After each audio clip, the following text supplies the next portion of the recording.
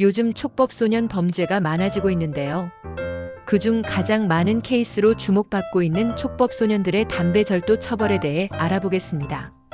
첫째, 촉법소년이 편의점에서 담배를 절도하면 어떤 처벌을 받을까? 촉법소년만 10세 이상 14세 미만이 편의점에서 담배를 훔쳤다면 형사처벌은 받지 않지만 민사상 손해배상 책임은 보호자 법정 대리인에게 전가될 수 있습니다. 1. 훔친 담배의 가격. 예를 들어 한 갑에 5,000원이고 10갑을 훔쳤다면 직접적인 손해는 5만 원입니다. 2. 부가적인 손해. 매장에서 도난 방지를 위해 보안 강화 비용이 들었다면 그 일부를 청구할 수 있습니다. 다만 보통 담배 절도 사건에서는 영업 손실이나 기타 추가 비용을 크게 인정하지 않는 경우가 많습니다. 3. 위자료 청구 가능성.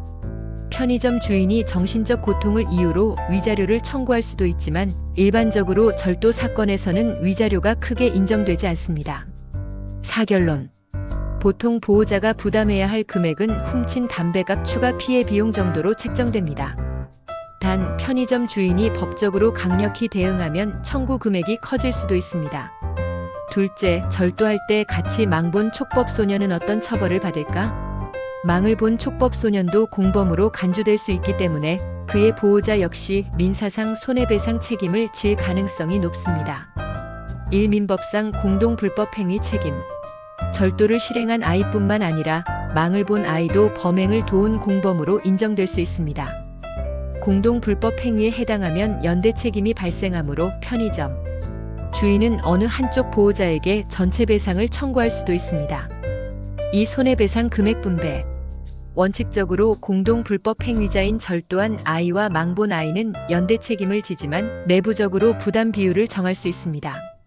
예를 들어 망을 본 역할이 상대적으로 가볍다고 판단되면 배상 비율이 줄어들 수도 있지만 기본적으로 보호자도 손해배상 책임에서 완전히 자유로울 수는 없습니다.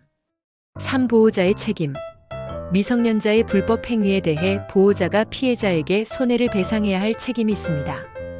다만 보호자가 자녀의 범행을 막기 위해 적절한 주의 감독 의무를 다했다는 것을 입증하면 책임이 감경되거나 면제될 수 있습니다. 사결론.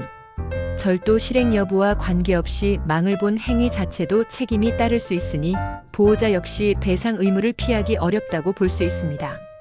마지막으로 담배를 절도했다면 보호처분 상습 공모 피해 규모에 따라 1호 6호 처분 등 심각 수준에 따라 소년원 송치될 수 있고 망만 본 경우도 1호 5호 처분 등 보호관찰을 받을 수 있습니다. 이렇게 담배를 훔치거나 함께 망을 봤다면 업주가 직접 신고하기 전에 부모님 도움을 받아 빨리 자수하는 것이 좋겠습니다. 이 영상이 보호자분과 청소년들에게 도움이 될 수 있길 바라며 시청해 주셔서 감사합니다.